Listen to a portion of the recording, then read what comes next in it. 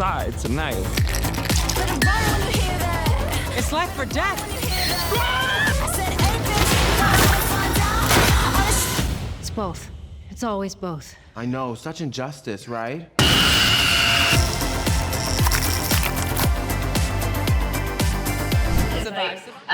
Thank you all so much for watching. It was a pleasure to watch that with you. What a great audience. I'm also going to call someone very important down here. One of the most important producers of this movie, also my love, Liz Zagori. Come on down here. I would love to introduce two really good friends of mine, the Mostly Horror, Mostly team. They're one of those people I just adore. This is Dave and Ramon. Everybody, I would like to get a round of applause to Tina Romero and Liz for winning Filmmaker of the Year, very live.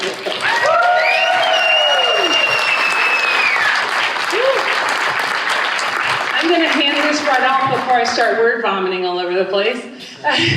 Here is Dave and Ramon. Hey, everybody. What did you think of the film? Pretty awesome, right? We certainly had a good time with it. This was Ramon and my second time seeing it. And I think it gets better, so I can't wait for our third time. So hopefully that'll be soon. Okay. Oh, okay.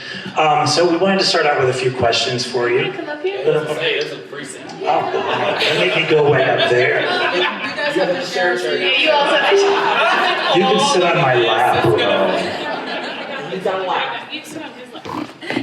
Y'all are best friends. Right here on me. Come on. There you go. There you go. Can you breathe? Yes, you're fine. So, we're going to start with a couple questions for you. And my question, just because I love the cast in this so much, what was the process like getting these impeccable people? They're just perfect together. And they just have this chemistry that you can't match. So what was that process like? Oh God, this cast is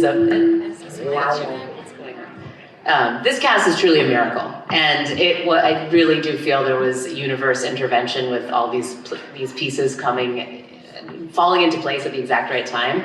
But the truth is, I started writing letters to people years before I had any business doing so. Before I had money, before I had a green light, before I had a yellow light, I was writing letters to people asking them to be in this movie. And it's something that I was advised to do, and it was a little bit challenging, like to cold write letters to celebrities and actors that I felt so crazy doing that, but I'm so glad I did it, because I do think it made a big difference.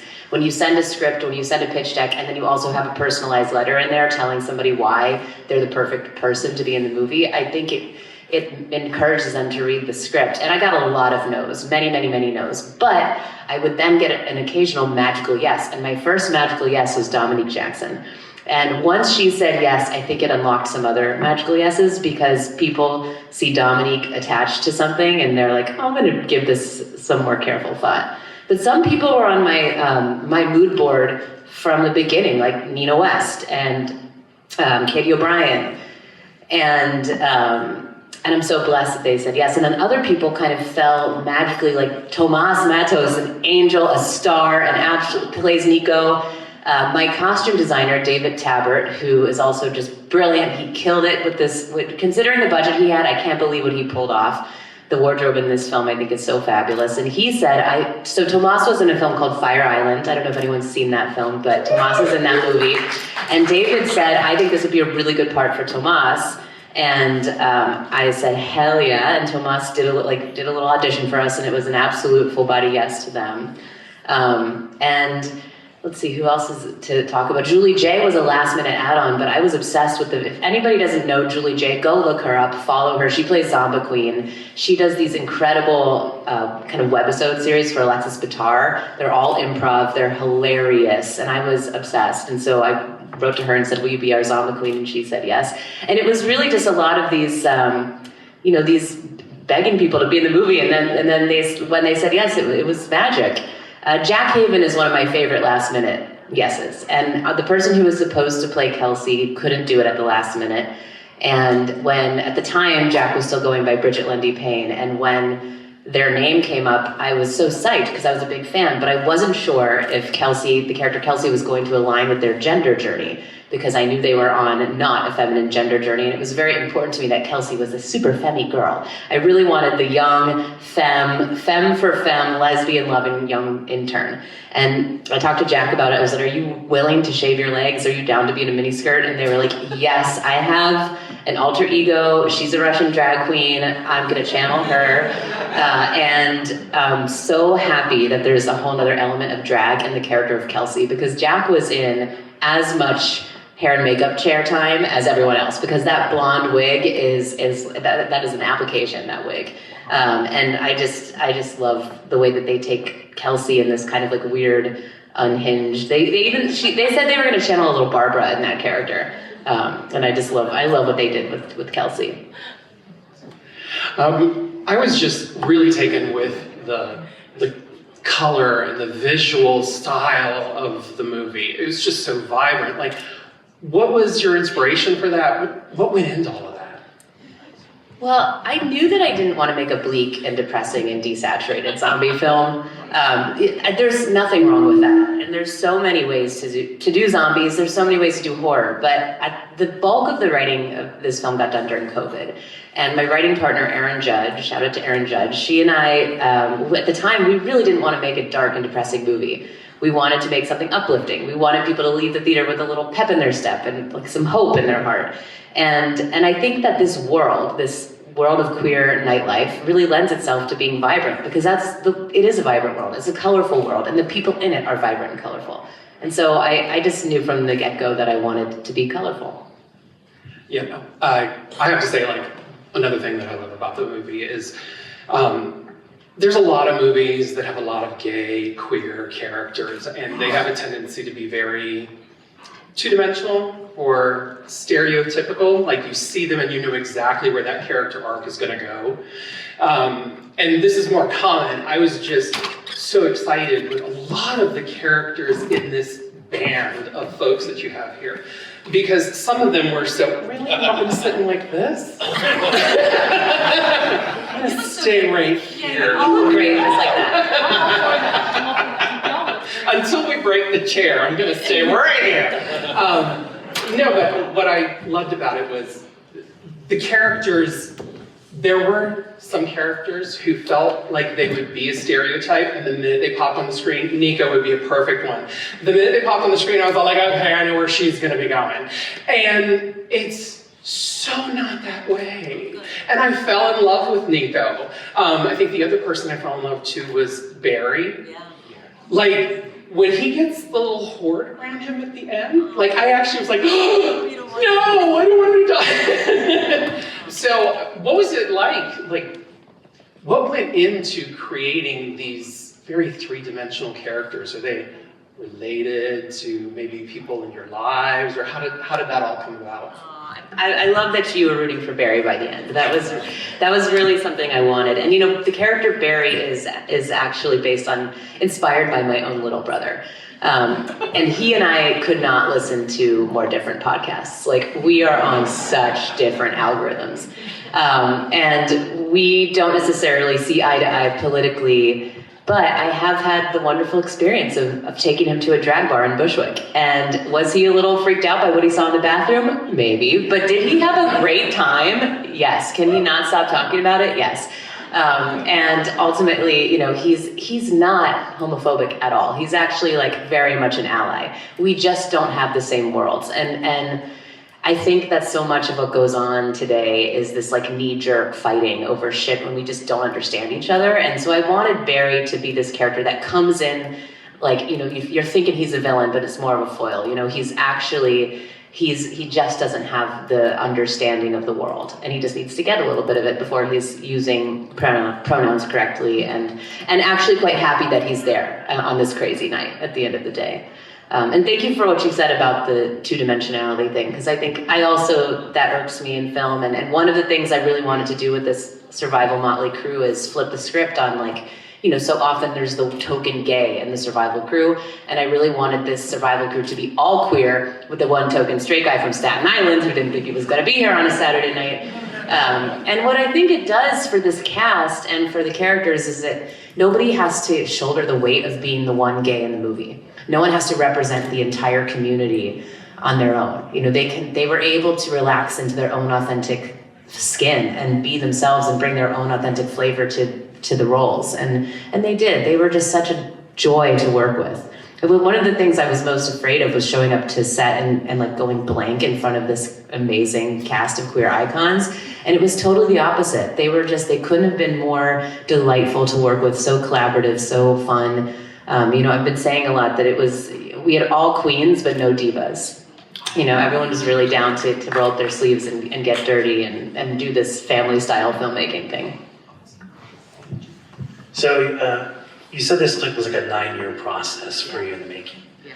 And yesterday in the screenwriters panel, you had talked about having to whittle it down, that it was a much bigger script than what you had originally planned. So what was it like getting that piece to the screen, and was that a challenge for you to keep whittling it down to make the perfect film that you did? Oh my God. Yes, it was a challenge. It was, and Liz can attest to this. I just want to add one thing. Yeah. Because I think there's a misunderstanding where you say it took 8 years to make, but it was shot in 20 days. Yeah.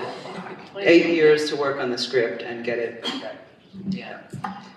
We were supposed to have 23 days, but we got shut down in the first week because we had lead paint on the ceiling, and so we had to send everyone home and then get the whole set abated.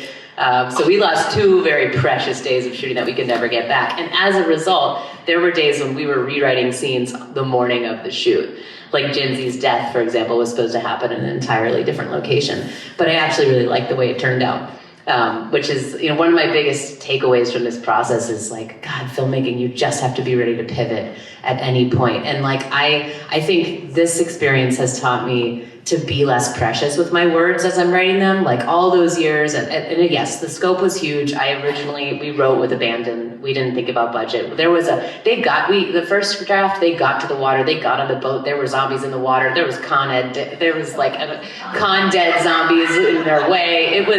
It was millions of more dollars. But I actually, it's a lot of these things, they kind of unfold logistically once you get into pre-production, and I think it's so cool to see how some of the budget issues, like the mayor, for example, that scene was scripted to take place on a yacht. The mayor was supposed to be on a getaway yacht, and the camera they were hitting a wave, and the camera swivels, and then you see that he's telling you to stay put, but he's actually on a getaway yacht. And I love the budget solution even more. I love that we did this fucked up Zoom call with like the tits coming into the frame.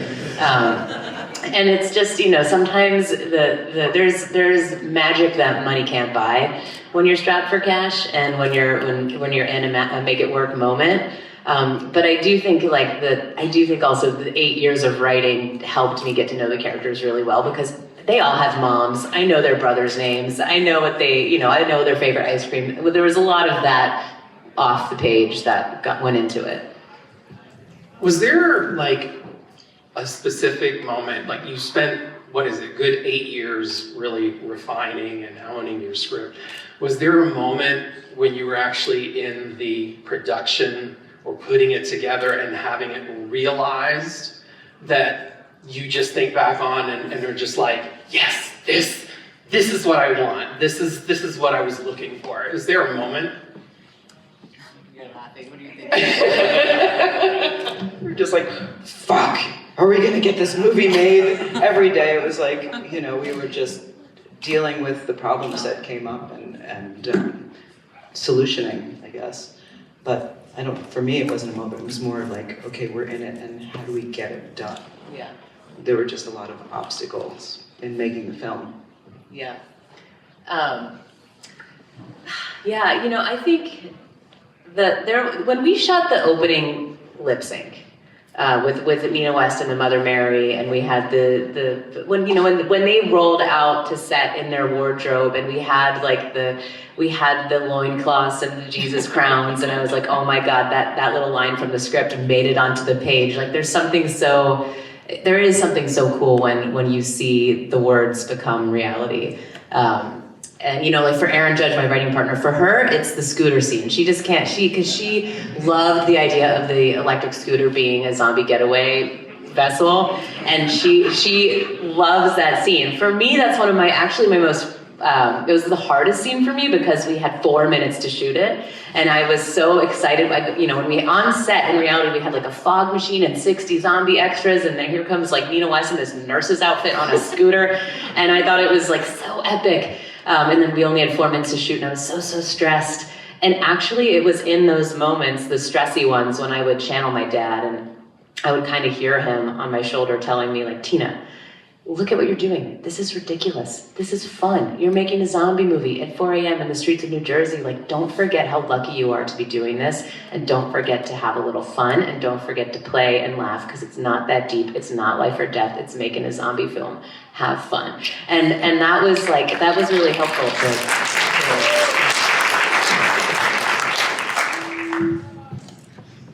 So I have to admit, I really love the soundtrack of the film too.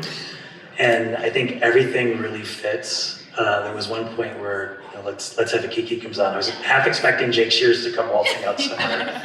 But I was also curious about all the bunny rabbits. I heard a little story on another podcast about some rabbit references and how that ties to you. So can you tell us a little bit about that? Sure. I'm so happy you like the soundtrack, first of all. You know, it was very important to me that there was some cute needle drops in this movie, and I wrote them in my script, which people tell you not to do because it just signals dollar signs to people who want to fund your movie, but I wanted to imply, like, hey, let's save some money for music, which we didn't. And, you know, music is a nightmare. It's so expensive. It's so hard to clear. Luckily, we had to clear one song ahead of time because it's a lip sync. And I'm so psyched that it's Kesha. I love that it's Blow. My amazing music supervisor, Maggie Phillips, like, she worked very hard to get Universal to negotiate us down to a price that we could actually afford. And then from there, you know, we have 3 other needle drops in addition to Blow. We have Let's Have a Kiki. And by the way, I didn't realize that Kesha was going to go on tour with the Scissor Sisters of the same year of this film, which was just another weird serendipitous thing. And then we have Bizarre Inc., I'm Gonna Get You, and then Tomas Matos, his track at the end, Make an Entrance, which I just love. I love that that's a track in this movie because they are a triple threat: singer, dancer, actor, all of it. So I feel so happy that we have 4 actual needle drops in this movie, and the rest is Blitz Berlin. Blitz Berlin is fucking incredible. Look them up on Spotify. They are just it's so good at what they do, and they were able to give me that like nostalgic 80s analog synth thing that I love for all the emotional moments, but then they could also give me the bangers. There's some really good tracks throughout this film that is all them, and I really hope that we get to release a score album. I think we will.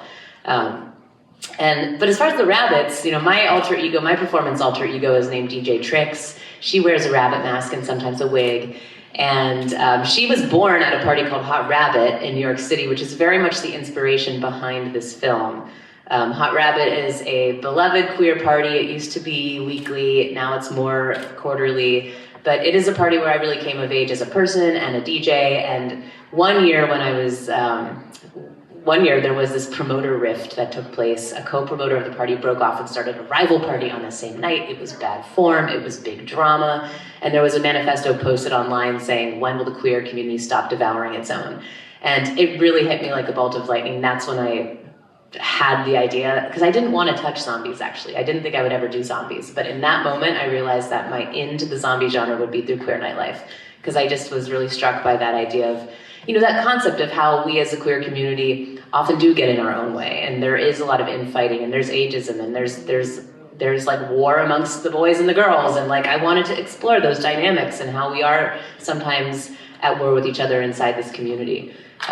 So Hot Rabbit, DJ Trix, and then of course it's Easter.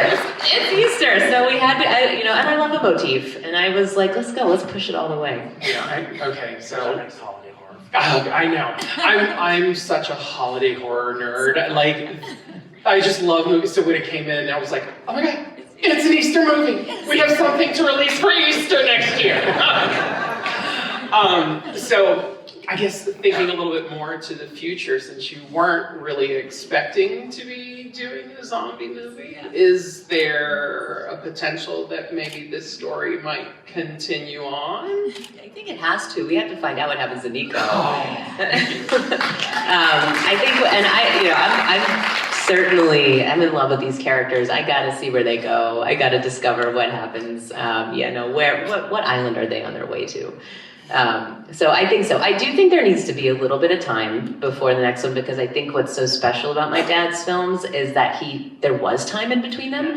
And so there was something new to say about the way the world is. And I do think we are going to see some crazy shit in the next 2 to 3 years, maybe even sooner. The world is rapidly changing. Oh my God. I hope that we still will be making movies as humans in 3 years. We will be, because we won't stop. But yes, the answer is I don't want this to be the end of these characters, no. Me neither. It's awesome.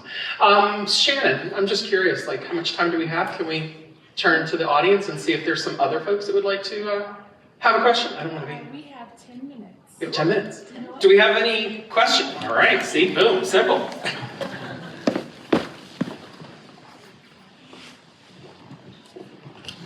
So this is my first time seeing the film. It is phenomenal in every single way. One of the things that jumps out to me so much in this is the amount of like reflective surfaces. All of the costumes are so sparkly, so shiny, so illuminated, and everybody has something that reflects and bounces the light that you're so careful with in this film.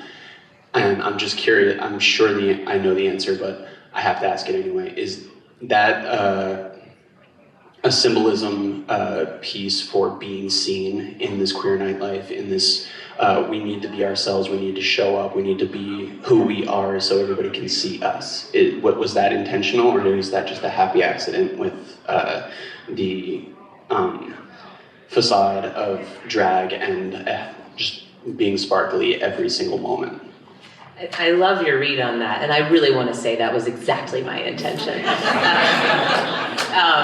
I will tell you that I find the zombie genre to be so butch that I really wanted to go in a different direction. I'm just personally a little bit sick of like the flannel and the ripped up jeans and the super rotting flesh, and if I was going to do this film in the queer nightlife world, I knew the zombies had to be fab. And I, from the beginning, I wanted to put glitter in the blood.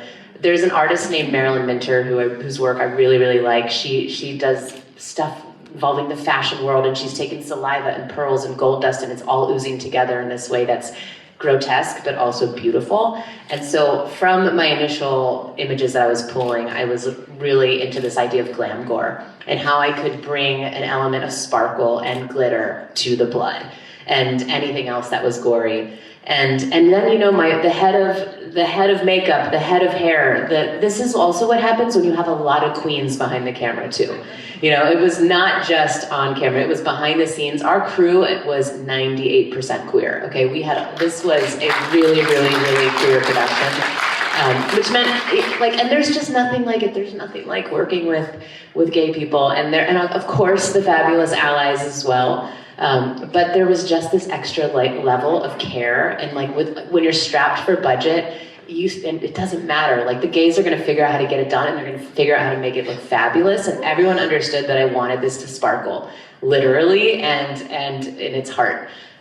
So I appreciate that you saw that and you liked it. Who else? Yes, I know. No, I'll get you back there. Hang on. Thank you. This is my second time seeing it. Loved it the first time. It was so great to watch with an analytical eye this time. Love anything that has to do with the nightlife in Manhattan, especially the queer nightlife. Even as a straight male, I found myself, they're the best people in my life I met at, which is now closed, the Pyramid Club in Lower East Side of Manhattan, including this lovely individual to my right. So anything that explores what the nightlife has to offer in all demos and all identities is awesome and amazing. One thing that I did notice this time, compared to the first time, was the pacing is so amazing. It is so tight and so focused, And I would love to know more about the post-production process and how it's like you got to a point where it's like there's not a wasted moment. Like I get every nuance and every moment, and then as soon as I get that read, we're on to the next. So I would love to know more about the post-production process, about finding the voice of the movie. Oh, thank you so much. Thanks for seeing it a second time, Letty. I think this might be your third time. Thank you. I really do need to shout out the editor, Aiden Hakimi, who he really nailed it. And Liz Liguori is how I got Aiden.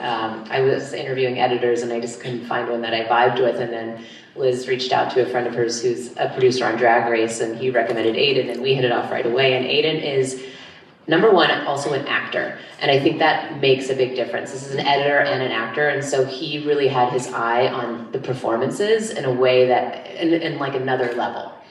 He's also very funny, and I trusted his sense of humor, and we got each other's sense of humor. And so, you know, his voice is very much in the pacing. And then there's the fact that we don't have a lot of fat, okay? Like, we used pretty much everything we had. You know, there's not a lot of stuff on the cutting room floor. A few scenes that didn't make it in, very few though. And I think that there's a way when you're doing low budget stuff and you're trying to to convince people that there are zombie rats everywhere in the basement, when really on set you had like 3 of the cutest rats you'd ever want to see. We had 3 live rats and they were so cute, and they were just like cuddle up to Margaret Cho, and like, you know, we had to, you kind of have to plow through that stuff. Once you get people like into the scene and you get just enough, show them just enough to convince them of what's going on, and then get out, if that makes sense. And I think that kind of drives the pace of this, is that like I didn't want to linger in some of the low budget moments, if you know what I'm saying. And then I think that the nature of this film, it wants to be paced quickly because it's nightlife, because it's drag, because it's an ensemble piece. Like, I think it needs to just go, go, go. So it was, you know, a lot of our post process was finding that line between like, okay, how do we linger enough in the reaction shots to give you a sense of the character and to help you fall in love with them, but also not keep you too long before the next thing. And it is that dance. But post is hard. Post is one of the more challenging parts of this film, just because it's that roller coaster of like, oh, this movie sucks, it's not working, oh wait, it is working, okay, that works better. And it really is a ride. Do you want to say anything about that? Yeah, I wanted to just add a little shout out to Tom Willis, who is our only camera operator. We had 1 camera. Yeah. Thank you for that, yeah.